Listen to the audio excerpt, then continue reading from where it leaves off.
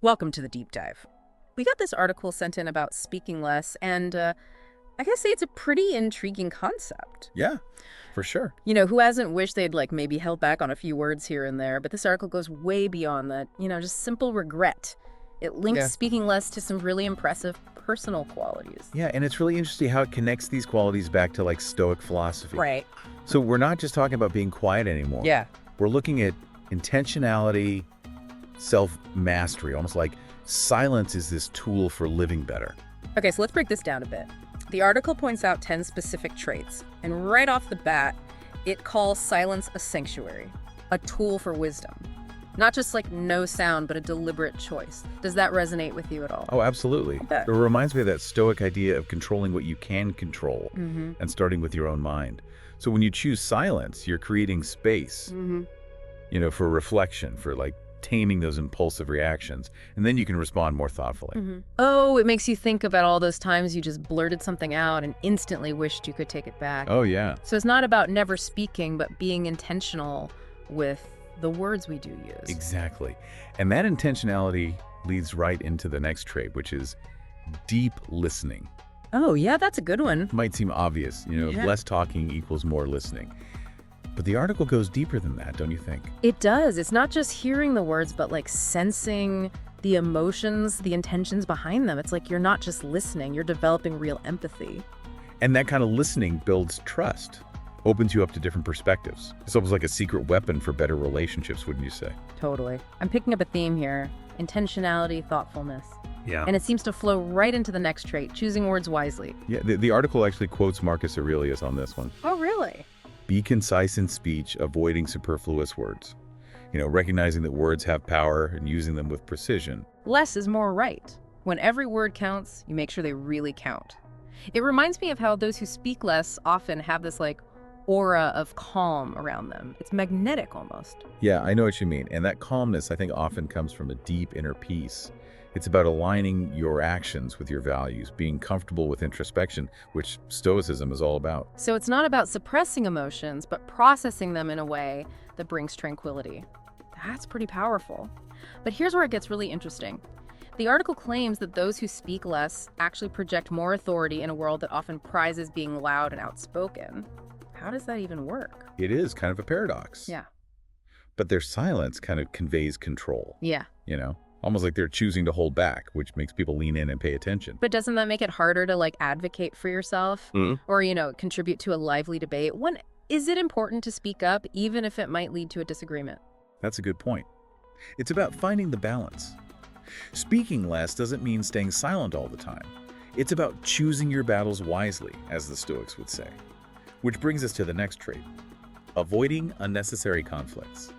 Okay, so if you're not always jumping in with an opinion, you're less likely to spark an argument. But that doesn't mean suppressing your thoughts entirely, right? Right. It's about being discerning, knowing when to engage and when to hold back, conserving energy for what truly matters. And what does matter, well, the article connects this to prioritizing substance over superficiality. Ah, so less gossip, less small talk, more of those deeper connections, those conversations that really feed your soul. Exactly. It's about choosing quality over quantity in how you communicate. And when you're not constantly talking, you naturally become more observant, don't you think? You're taking in so much more about the people and the situation around you. It's like you become a detective of human behavior, observing patterns, picking up on those subtle cues. It makes you a more insightful person overall. Which makes me think about how we handle challenges. The article says those who speak less handle adversity with more grace. Do you think that's connected? I think so. Remember that inner calm we talked about earlier? It helps you process those difficult emotions so you can respond with intention instead of just reacting impulsively. It's like that image of calm in the eye of the storm, that quiet strength that inspires others. Exactly. Resilience in action. And speaking of action, the final trait really stood out to me, harnessing the power of pauses. The article actually says they can be just as impactful as words. Yeah, I remember that line, as impactful as the words themselves. It's a pretty bold statement. But How do pauses achieve that kind of impact? well, think about it. Pauses create emphasis, allow for reflection, and they show self-control. They can be a really strategic tool, especially in situations like negotiations where a well-placed pause can change everything. Wow, I never thought about pauses that way. It makes you realize how much we underestimate the power of silence. Absolutely. It's not just an absence of sound. Yeah. It's a tool to use a space to cultivate. Okay, so we've gone from mastering silence to harnessing the power of pauses. It feels like we've only scratched the surface here. What stands out to you as the most impactful idea so far? For me, it's how connected all these 10 traits are. Yeah. They're not just isolated things. They build on each other. Like when you cultivate one, it naturally leads to developing the others. It's like a framework almost, like a blueprint for living more intentionally. What do you think? Yeah, exactly. It makes me wonder if these traits are so powerful, how do we actually bring them into our everyday lives? It can be kind of daunting. Oh yeah, I hear you. It's one thing to read about these concepts, but actually putting them into practice, that's a whole other challenge. So let's talk about that. What are some practical steps you can take to embrace the power of speaking less? Well, the first step, I think, is awareness. To start paying attention to your own speaking patterns. Notice how often you interrupt in conversations, or how quickly you jump in with a response. Do you tend to dominate the discussion? Or It's like holding up a mirror to your communication habits. It might be a little uncomfortable at first, but self-awareness is key. definitely. Once you have a handle on your patterns, you can start experimenting with small changes. Like, remember the power of the pause. Oh yeah, using pauses strategically, especially in conversations. It seems so simple, but I bet it takes practice. It does. Instead of rushing to fill the silence, try taking a moment to breathe. Gather your thoughts. Not only does it give you time to come up with a better response, but it also lets the other person really process what you've said. It creates a more balanced and respectful dialogue. You're not just playing verbal tennis, you're having a real conversation. Exactly. And pauses also signal self-control, which can make your words have more impact when you do speak. It's all about quality over quantity. It's like that saying, it's not the years in your life, it's the life in your years. Maybe it's not about the number of words we speak, but the impact they make. That's a good way to put it. And that leads us to another practical tip, becoming a more active listener. This goes beyond just hearing the words someone's saying.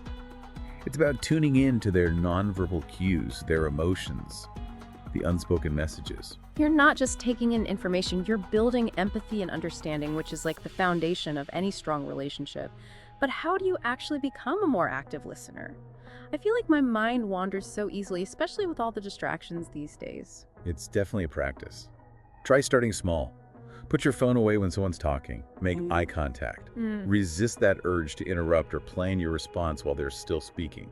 Just be present in the moment. It's amazing how much richer a conversation becomes when you're truly present. You pick up on things you'd never notice otherwise. It's like watching a movie on your phone versus seeing it on a big screen in the theater. The experience is totally different when you're fully immersed. Great analogy. So we've got the power of the pause and active listening.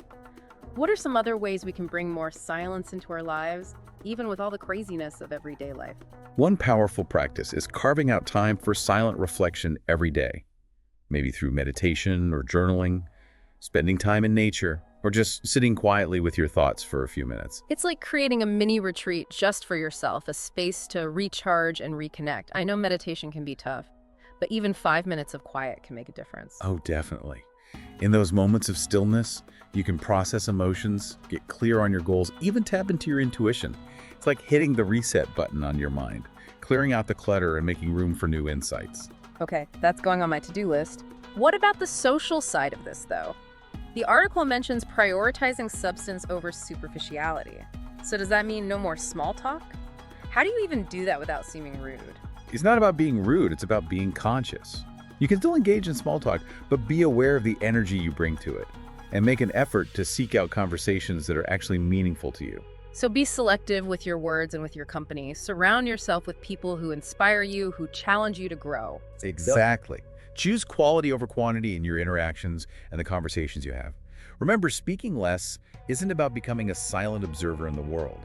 It's about finding the right balance. It's about finding that sweet spot between silence and action, thoughtfulness and expression. Exactly. There are times when you need to speak up to share your ideas, to advocate for yourself or others.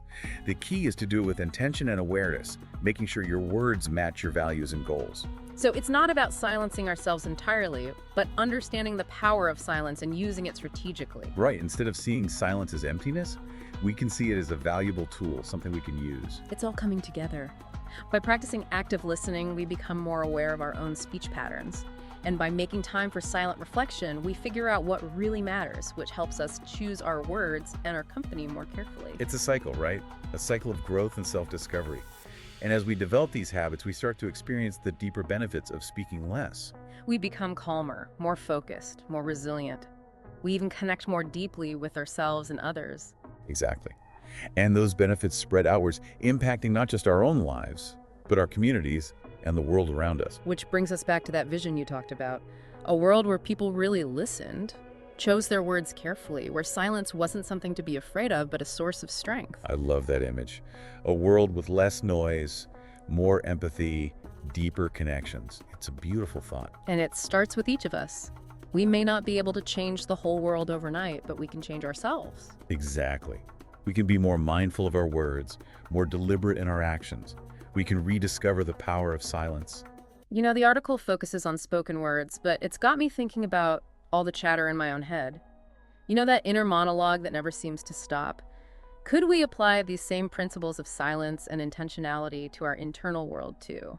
That's an interesting question. It makes me think of things like meditation.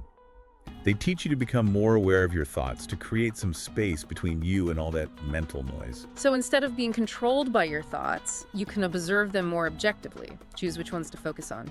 Exactly. It's like finding a sense of inner peace, even in the middle of all the busyness of life. Yeah. It takes practice, but it can be done. That's really powerful. It's like expanding the idea of speaking less to include that inner dialogue too, quieting the mind, making space for deeper awareness. Yeah, I like that. It's about understanding that our thoughts have a huge impact on how we feel.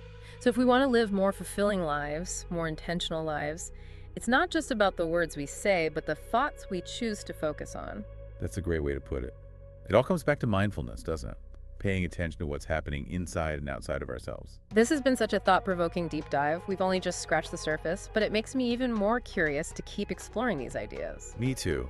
It's been great discussing this with you. I hope our listeners are feeling inspired too. Before we wrap up, I want to make sure we haven't missed anything important for our listeners. Any final thoughts on these practical applications? Just remember, this is a journey, not a destination. Embrace the power of speaking less as something you practice, something that grows and deepens over time. It really is a journey, and a worthwhile one, I think, for us and the world around us. Welcome back to the deep dive. We've been talking about what it means to speak less and those 10 powerful traits the article links to Stoicism. Yeah, we've covered a lot of ground, haven't we? From mastering silence to using those strategic pauses. And we even touched on some practical ways to bring those principles into everyday life. Like active listening and finding time for quiet reflection. But before we wrap things up, I want to go back to something you said earlier about the ripple effect of this way of being. Oh, right. It's not just about personal growth, is it? When you cultivate these traits, it affects more than just you. Yeah. It influences relationships, communities, even the whole social environment. It's like tossing a pebble into a pond and watching the ripple spread outward. What would a world look like where people really listened, chose their words carefully, where silence wasn't scary, but a source of strength? I love that image. A world with less noise, more empathy, deeper connections. It's beautiful. And it begins with each of us, right? We might not change the world overnight, but we can change ourselves. Exactly. We can be more mindful of our words, more intentional in our actions. We can rediscover the power of silence. You know, the article focuses on spoken words, but it got me thinking about all the chatter in my own head, that inner voice that never shuts up. Could we apply these same principles of silence and intention to our internal world? That's an interesting thought. It makes me think of mindfulness practices like meditation. It teaches you to observe your thoughts and create space between you and all that mental noise. So instead of being carried away by those thoughts, we can observe them more objectively. Choose which ones to engage with. Exactly. It's like finding a sense of inner quiet, even amidst the chaos of life. It takes practice, but it's definitely possible. That's powerful. It's like expanding the idea of speaking less to include our inner dialogue too, quieting the mind and creating space for deeper awareness. I like that. It's about understanding that our thoughts have a huge impact on how we feel. So if we want more fulfilling lives, more intentional lives, it's not just about what we say, but the thoughts we choose to focus on. Well said. It all comes back to mindfulness, doesn't it? Paying attention to what's happening both inside and outside of ourselves. This has been such an incredible deep dive. It feels like we've only just scratched the surface, but it makes me even more curious to explore these ideas further. Me too. Hey. It's been a pleasure diving into this with you. I hope our listeners are feeling inspired. Before we sign off, I want to leave our listeners with one final thought. In this world that values constant communication speed and noise, let's remember that silence isn't weakness. It's a source of strength, clarity, connection. Let's embrace the power of speaking less, not just as a communication skill, but as a way of being in the world. A way of living with more intention, more presence, more depth. Thanks for joining us on this deep dive. We'll be back next time with more fascinating ideas and insightful conversations. Until then, may you find peace and wisdom in the quiet moments.